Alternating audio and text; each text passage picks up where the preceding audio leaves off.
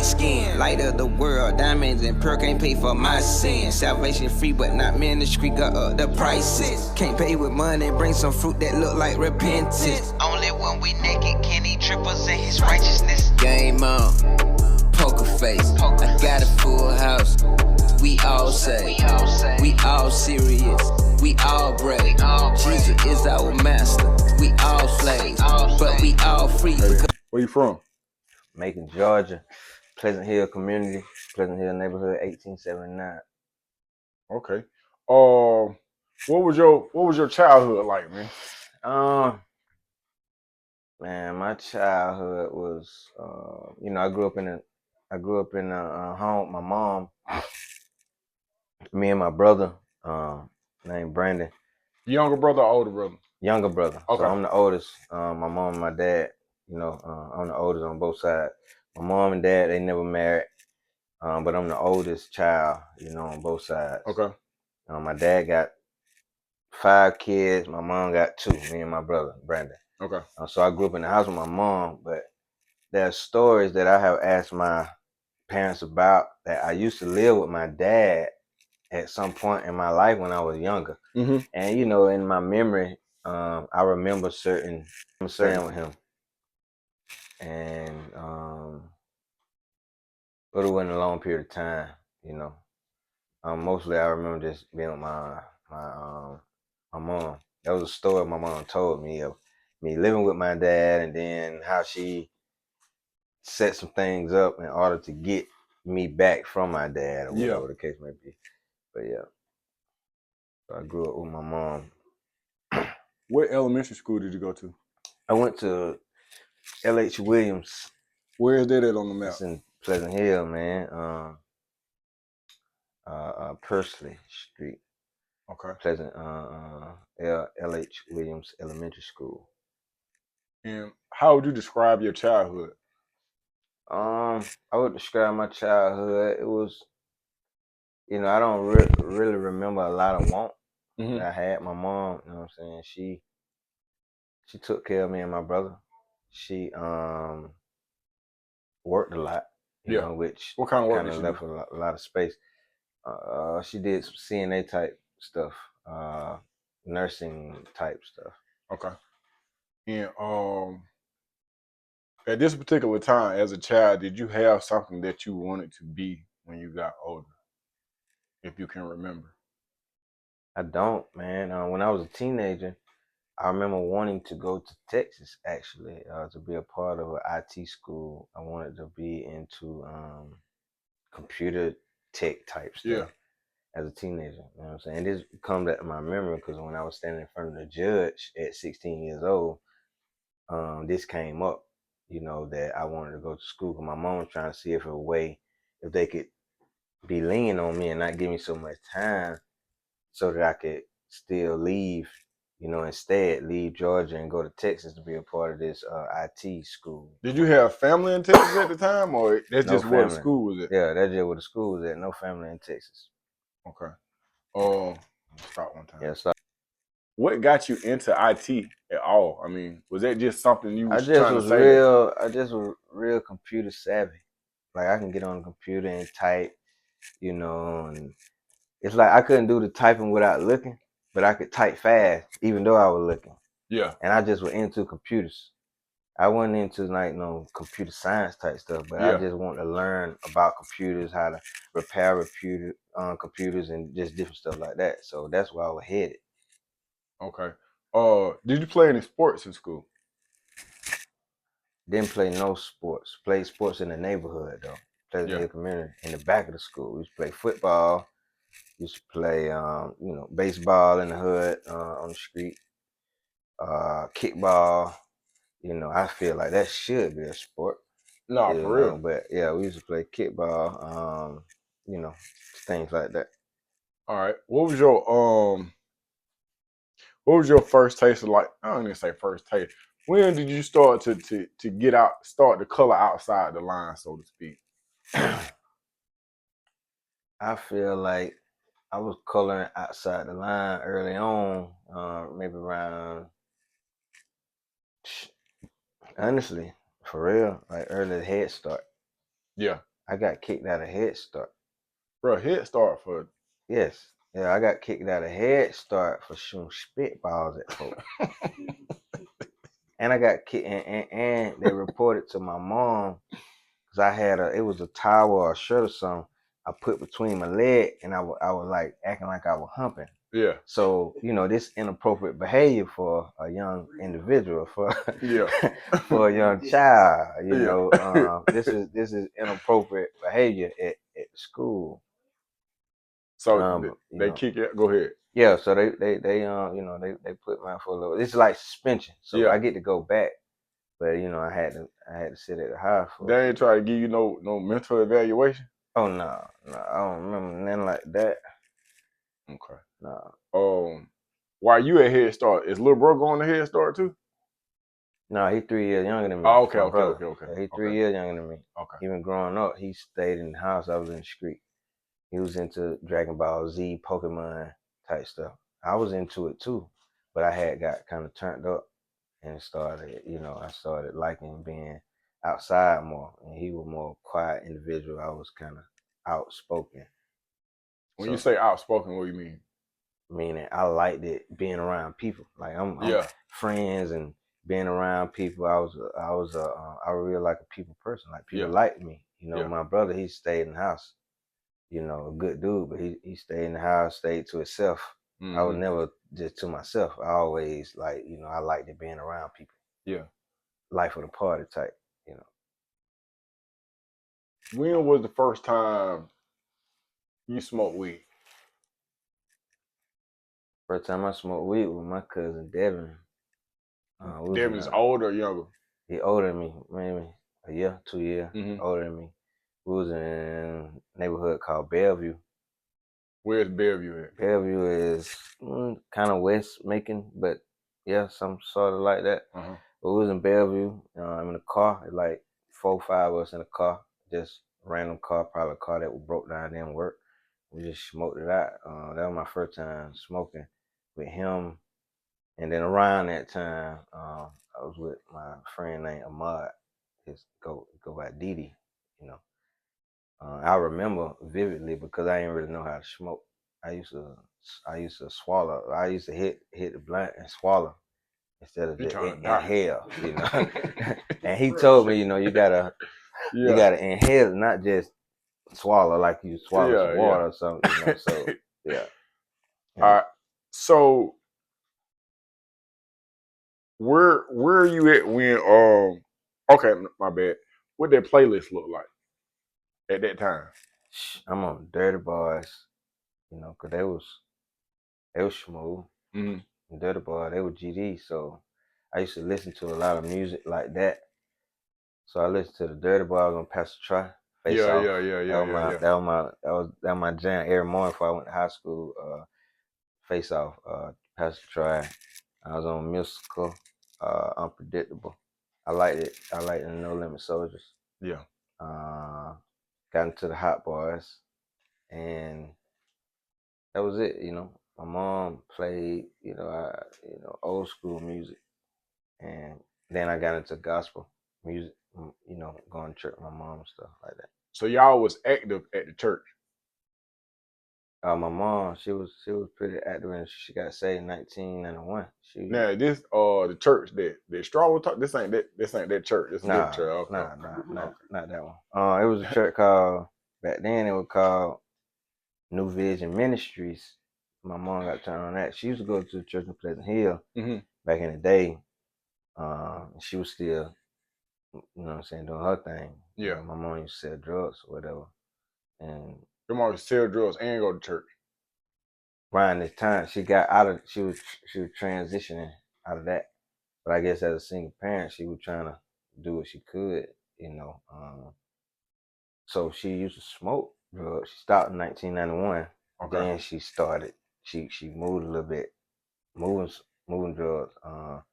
After that, so as she stopped, she started, but that was a short lived. She didn't do it for a long time. I think she probably just did it for a little money or whatever.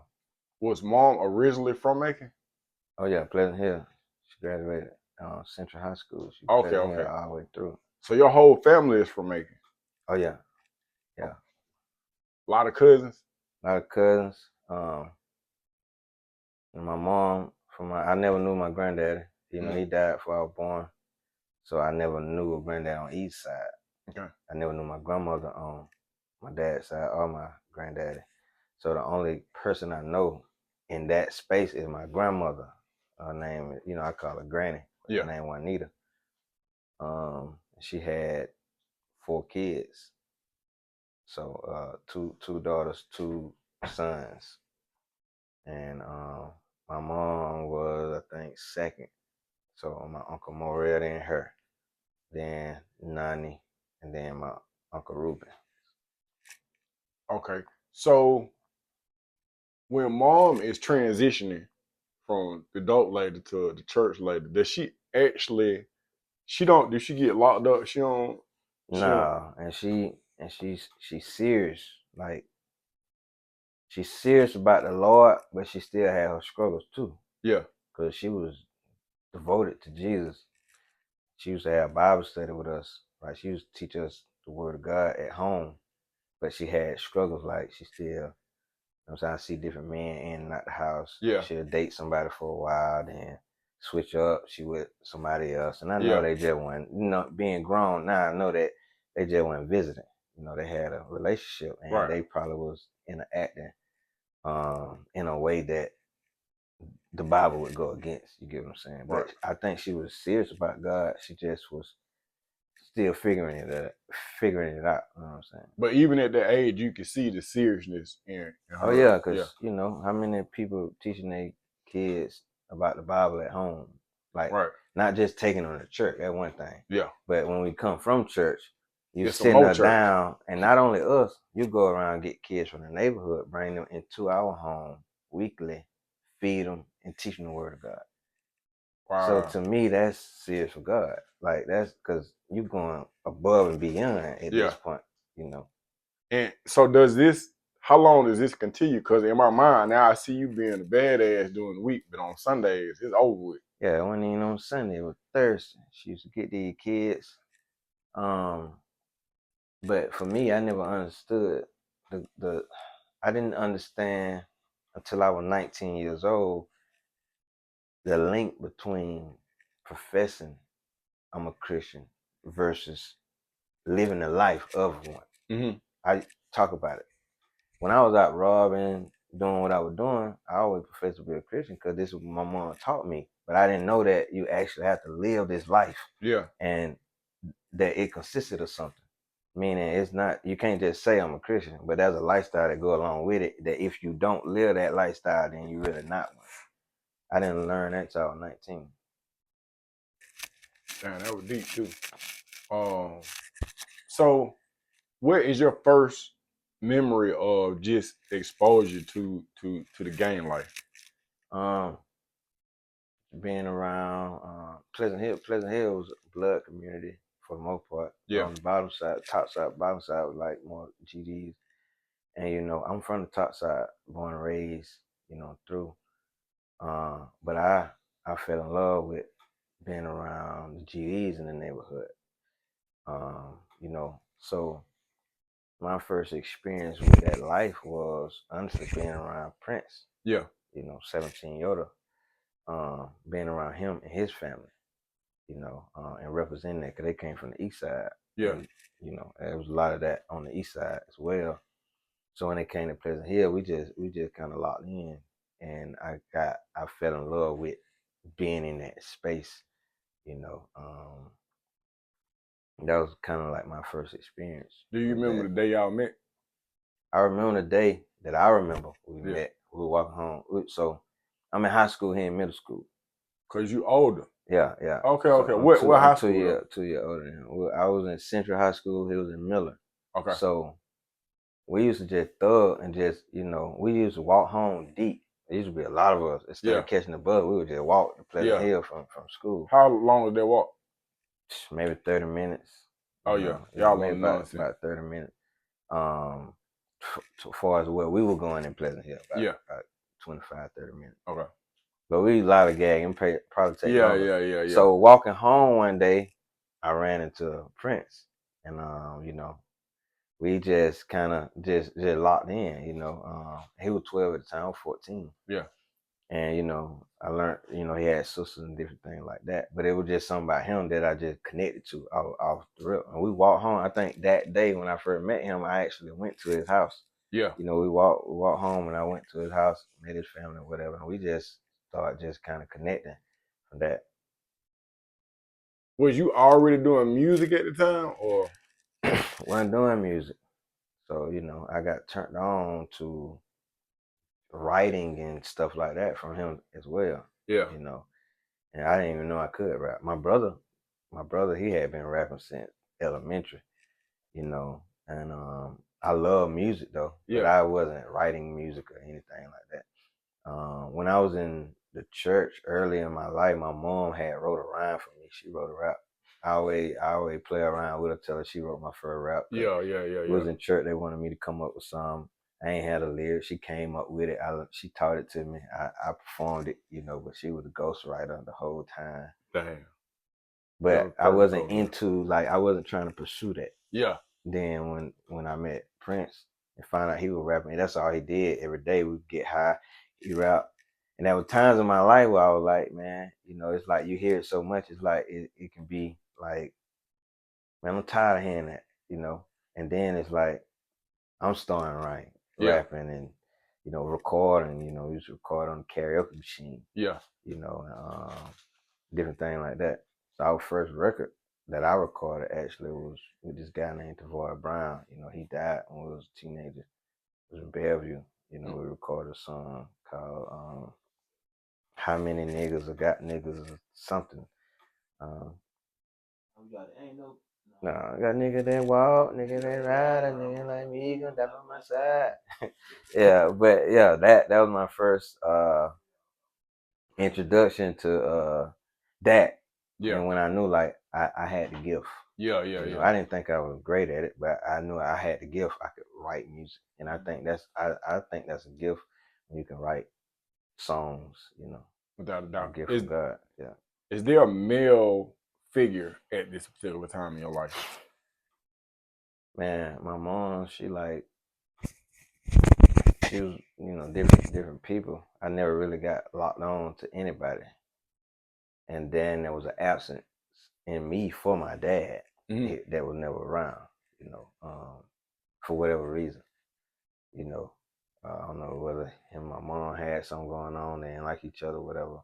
But I never really seen him that much, so no, it wasn't really a male figure that was consistent enough for me to even get attached to.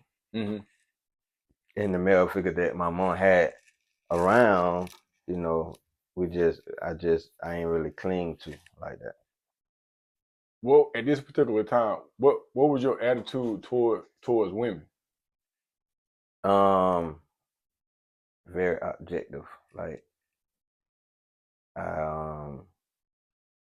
you know, I was raised, so I ain't have a male figure around, but the males that I did draw to was men that taught me, you know, about how to sell drugs and all the bad stuff. Right. You know, so when it came to women, it was just objective. Like, you just trying to get as many as you can. You know, that was the thing.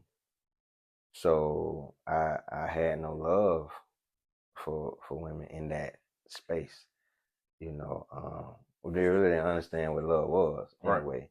But I just, you know, everybody was just trying to get off, you know, and that's what I did. No real relationship, but, you know, connecting with females and having sex and all that started young as 14. As you are diving off into the streets, but you still got this Bible study and you still got mom pushing God on. You ever been in the midst of doing something and heard somebody talking to you or had a certain I guess inkling to go the other way? No, so I started bucking on the church thing. Yeah. You know, stop desiring that, start ducking from the church van, all that. You know, I knew God was real though. Yeah. At least I felt like he was real because when I was 15, I was in the trap house and somebody put a gun in my head and pulled the trigger. and I called Jesus' name, and the bullet didn't come out, right? And then I seen my homeboy get shot in front of me. It was like close range. Same gun? Right. So in my mind, I'm looking like I know he real because he saved me right then. But that wasn't like, it ain't really turn me on to him like that. But it's like, okay, I know he for real, because when I was in need, I called him and he came, because when the guy put the gun in my head and pulled the trigger, it didn't go off. But then he pointed at my homeboy and pulled the trigger, it went off.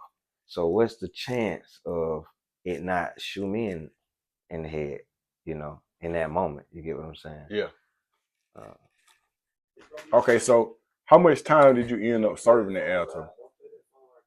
I served, the judge gave me 10 years. I was supposed to serve 4 in prison. I did 3 years and 1 month. You did 3 years and 1 month. And let me out on parole for the next 11 months, which equaled to 4, and then 6 years on probation. Okay, so what you had, like a first offenders or something? I had first offender, pled first offender, and my robbery got dropped to robbery by force. All y'all got that same charge or the same We situation? all got the same charge in the beginning, but they got charged with armed robbery. I got charged robbery by force because in the act of the robbery, I didn't have a gun.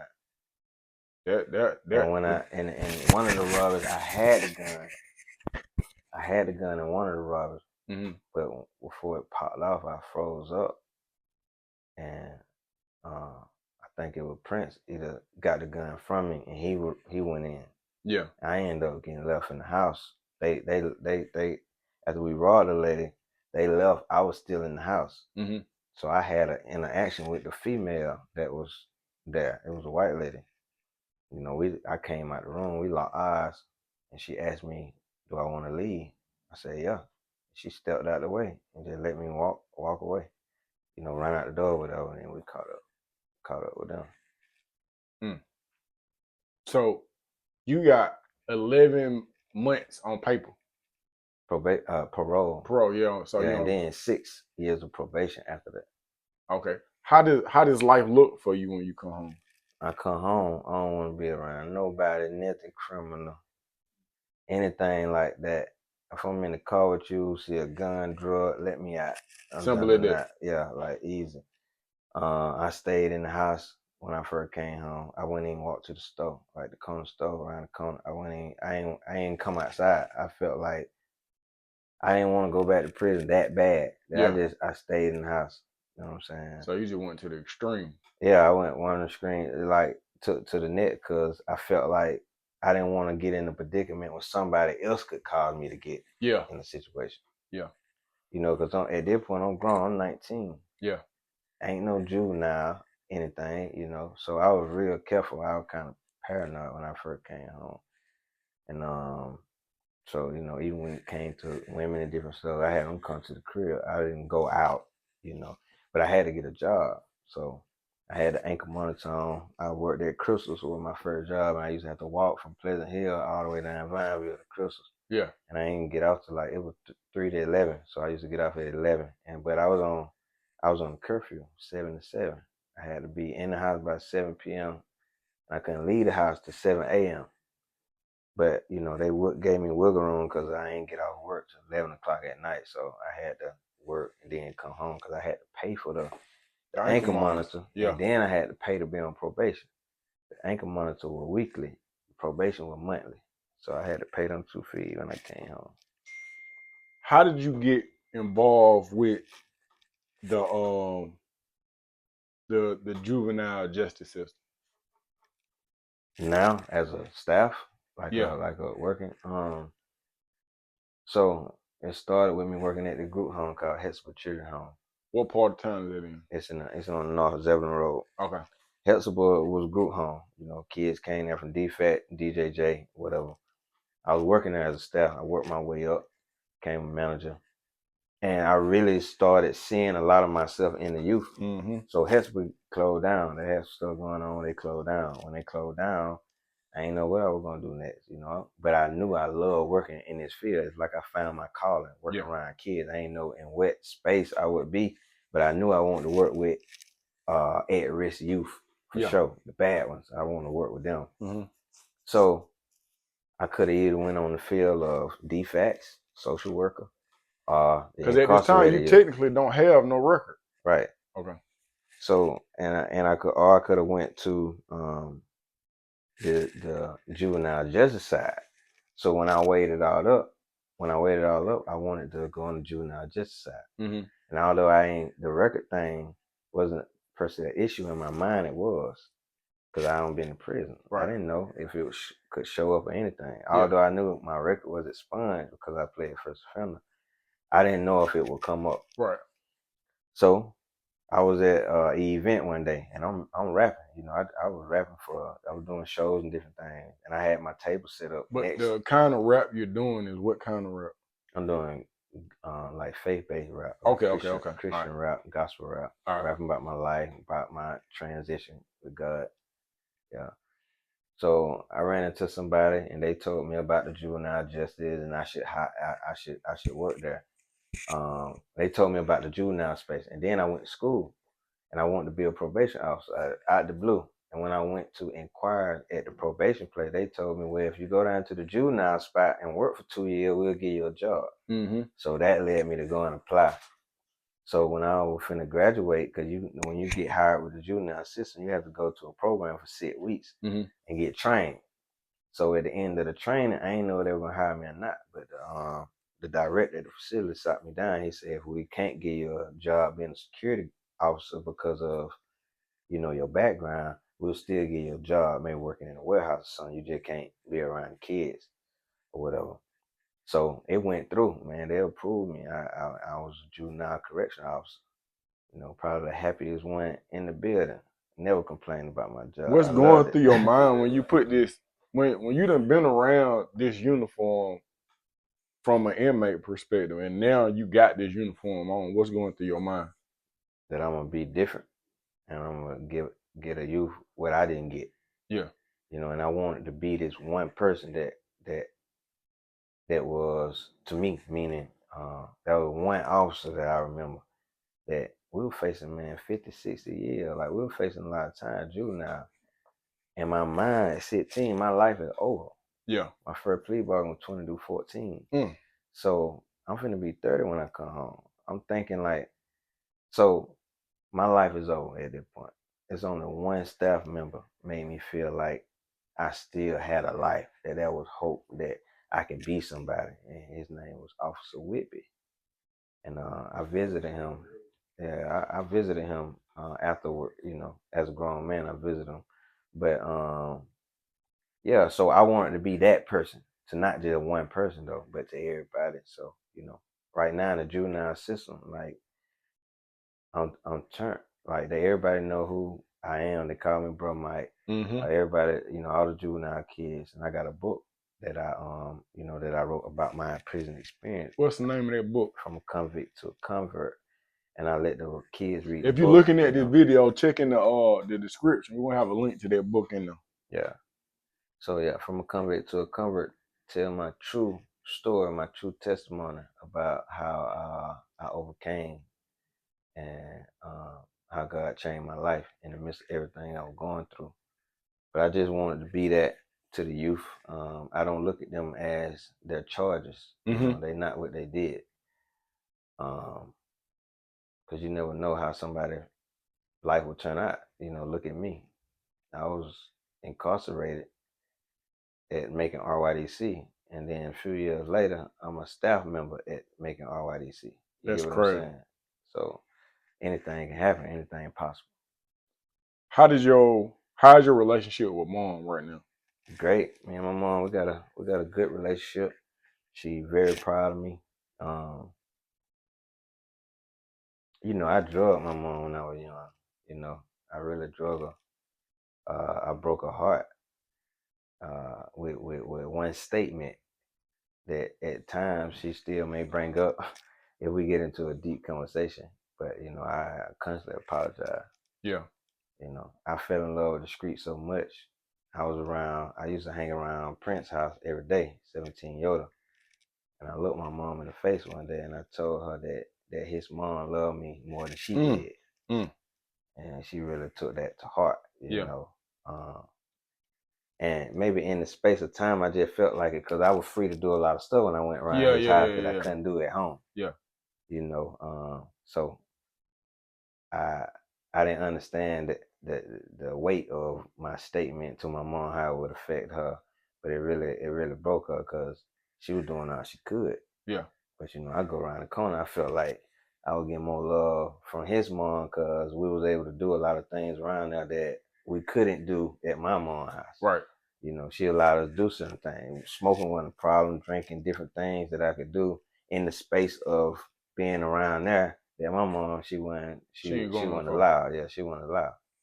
What was the conversation like when she sent you in that uniform? Not the prison uniform, but the CO uniform. Oh, she was very, very happy. At my graduation, she was very happy to see me. Every time I come by, you know, she always bragging, telling everybody, you know, she tell my story more than I do. Now, I'm going to ask them when they get on camera, but what your day ones, what their response was when they see you in the uniform? It's like, I feel like they were very proud of me too. You know, it's amazing because you wonder like how is that possible? Yeah. You know, they always said that I was different even growing up. You know, I was kind of like I was the clean criminal. You know, you know. So, but yeah, you would have to ask them. I don't know. Oh, we definitely gonna ask. We're gonna ask. How's your relationship with little brother now? My brother. Yeah, my real brother. It's good. It's crazy because we don't talk every day, but I feel like he's the closest person to me. Yeah. But we don't really talk every day or none of that type stuff, and it would seem like y'all not close, but in my mind, we very close. You know, but you know, I talk to my brothers almost every day. I don't talk to him, but I feel like we got a good relationship. We just on, you know, we on the same path, but you know, as life go on, it just, I know he my brother, he know I'm his, and we communicate when we communicate, but it's not like I guess we're not friends per se, but this is my brother. How old was you when you got locked up? I was 16. Got locked up. How old are you now? I'm 39. If you could have a conversation with the 16-year-old you, what would the 39-year-old you say to that 16-year-old?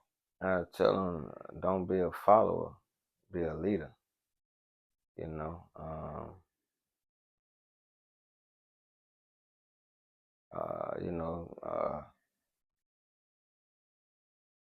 respect your mom. Yeah. You know, stay in school. You know, do the right thing. Pursue your passions.